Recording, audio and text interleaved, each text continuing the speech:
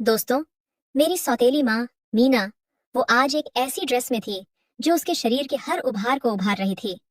मैंने उसे ऊपर से नीचे तक देखा। ऐसा लग रहा था जैसे वो अभी अभी पिताजी के कमरे से निकली हो। उसके बाल थोड़े बिखरे हुए थे और होठों पर लिपस्टिक भी फैली हुई थी। हर चीज से साफ जाहिर था कि वो पिताजी के साथ कुछ निजी पल बिताकर आई है। उस शाम मीना का व्यवहार मेरे प्रति कुछ अजीब सा था। वो मुझसे इस तरह बात कर रही थी जैसे मैं कोई पुरुष हूँ, न कि उसकी सौतेली बेटी। मैं यह स्पष्ट कर दूं कि मैं एक लड़की हूँ, लेकिन इससे पहले कि मैं आपको अपने बारे में बताऊं, मैं चाहती हूँ कि आप मेरी कहानी पूरी सुने, क्योंकि जो कुछ मेरे और मेरी सौतेली माँ के बीच हुआ, वह मैंने कभी अपने सपने में भी नहीं सोचा था। दोस्तों, मेरा नाम पूजा है। मैं 23 साल की हूँ। पिछले कुछ सालों से मैं अपने पिताजी के साथ ही रहती हूँ। मेरी माँ का देहांत कई साल पहले हो चुका था। मेरा एक भाई है, राहुल, जो मुझसे 5 साल बड़ा है और अपनी पत्नी के साथ विदेश में रहता है। मेरे पिताजी रमेश की उम्र लगभग 50 साल है और मैं उनकी इकलौती बेटी हूँ, जो अभी उनके साथ रहती हूँ। एक दिन पिताजी ने मुझे बैठाया और बोले, पूजा बेटी, मैंने एक फैसला लिया है। मैं दोबारा शादी करना चाहता हूँ। मैं सुनकर हैरान रह गई। पिताजी, क्या जरूरत है इस उम्र में दूसरी शादी की? माँ के जाने के बाद से हम दोनों ने मिलकर हर मुश्किल का सामना किया है। आपको किसी और की क्या जरूरत है? पिताजी ने गहरी सांस ली और मेरी आंखों में देखा। बेटा, मैं अब बूढ़ा हो रहा हूँ। मुझे एक ऐसा साथी चाहिए जो मेरा ख्याल रख सके, मेरी हर जरूरत को समझे। तुम मेरी बेटी हो, तुम्हारी अपनी जिंदगी है। मुझे भी जीवन में कुछ सुकून चाहिए। उनकी बातों से मैं समझ गई कि वे क्या कहना चाह रहे हैं। हालांकि मुझे बहुत दुख हुआ, लेकिन कुछ दिनों के बाद मैंने उनके फैसले को स्वीकार कर लिया। मुझे लगा कि पिताजी शायद मेरी स्वीकृति का ही इंतजार कर रहे थे, क्योंकि उन्होंने तुरंत बताया कि वे कुछ दिनों के लिए बाहर जा रहे हैं और जल्द ही नई माँ के साथ लौटेंगे। जब वे लौटे तो उनके साथ मीना थी, एक 40 साल की महिला, जिसने अपनी उम्र से कम दिखने के लिए कई तरह के ब्यूटी ट्रीटमेंट करवाए थे। उसके चेहरे पर बोटॉक्स और फिलर्स के निशान साफ दिख रहे थे। वैसे वो दिखने में सुंदर थी, लेकिन हर चीज से झलक रहा था कि यह प्राकृतिक सौंदर्य नहीं है। जब मीना ने मुझे पहली बार देखा तो बड़े जोश से गले लगाया और बोली, पूजा, आखिरकार मिल ही लिए हम। तुम्हारे पिताजी ने तुम्हारे बारे में इतना कुछ बताया है।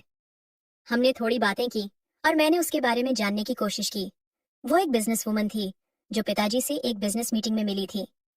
क्या यह सिर्फ इत्तेफाक था या उसने जानबूझकर पिताजी को फंसाया था? मैं अभी तक सोच रही थी। दोस्तों, अब मैं थोड़ा अपने बारे में बताती हूँ। मैं न तो बहुत लंबी हूँ, न बहुत छोटी, बस औसत कद की हूँ। लेकिन मेरा शरीर कुछ ऐसा है जो अक्सर लोगों का ध्यान खींचता है। मेरा फिगर नाशपाती की तरह है, ऊपर से पतला और नीचे से भरा हुआ।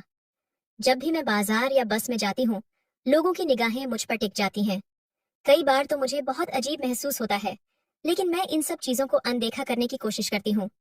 अब वापस आते हैं मेरी सौतेली माँ मीना और पिताजी की शादी पर। उनकी शादी के पहले रात को मैं अपने कमरे में थी, कोशिश कर रही थी सोने की, लेकिन नींद नहीं आ रही थी। रात के 11 बजे थे और मैंने देखा कि पिताजी मेरी सौतेली माँ मीना को अपने कमरे में ले गए। कुछ ही देर बाद मैंने उनके कमरे से आवाजें सुनी। पहले तो धीमी थी, फिर थोड़ी तेज हो गई। मीना की आवाज साफ सुनाई दे रही थी।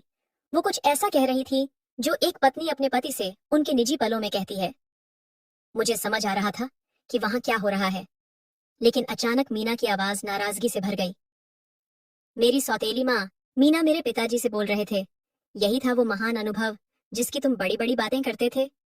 2 मिनट में सब खत्म। तुमने कहा था घंटों तक चलने वाला सफर होगा। ये क्या हुआ? तुम्हारी घड़ी में 1 मिनट 60 मिनट का होता है क्या?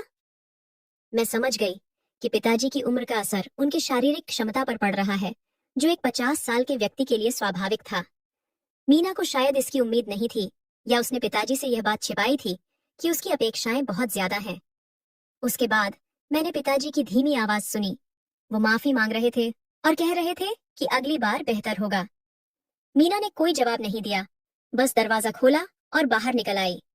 वो सीधे मेरे कमरे की ओर आई। मेरा दिल जोर से धड़कने लगा। मैंने जल्दी से अपनी आंखें बंद कर लीं और सोने का नाटक करने लगी। दरवाजा खुला और मीना अंदर आई और धीरे से मेरे बिस्तर के पास आकर बैठ गई। पूजा, मुझे पता है तुम जाग रही हो, उसने धीमे स्वर में कहा। मैंने धीरे से आंखें खोली। हाँ, मुझे नींद नहीं आ रही थी। मैं समझ सकती हूँ, उसने सिर हिलाया। तुमने सब सुन लिया है ना? मैंने जवाब देने से पहले थोड़ा हिचकिचाते हुए कहा, नहीं, मैंने कुछ नहीं सुना। वो मुस्कुराई और बोली, झूठ मत बोलो, दीवारें पतली हैं और तुम्हारा कमरा बिल्कुल बगल में है। मैं असहज होकर उठ बैठी। फिर मैंने बोला, मुझे सोना चाहिए, कल सुबह कॉलेज के लिए जल्दी निकलना है। मीना ने मेरी बात अनसुनी करते हुए कहा, तुम्हारे पिताजी मुझे सिर्फ निराशा दे रहे हैं। मुझे लगता था बुढ़ापे में भी कुछ अनुभव होगा उन्हें। पर वो रुकी, फिर मेरी तरफ देखा। तुम्हें कॉलेज जाना है ना? क्या पढ़ती हो? वहां तुम, मैंने छोटा सा जवाब दिया, फाइन आर्ट्स। मैं चाहती थी कि वह जल्दी यहाँ से चली जाए। उसने कहा, अच्छा है, और बत्ती बुझा दी। अगली सुबह मैं जल्दी उठी और तैयार होकर कॉलेज के लिए निकलने की कोशिश की, लेकिन हॉल में पहुंचते ही मीना ने मुझे रोक लिया। वह अभी भी रात वाले कपड़ों में थी, एक पतली नाइटी जो उसके शरीर के हर हिस्से को उजागर कर रही थी।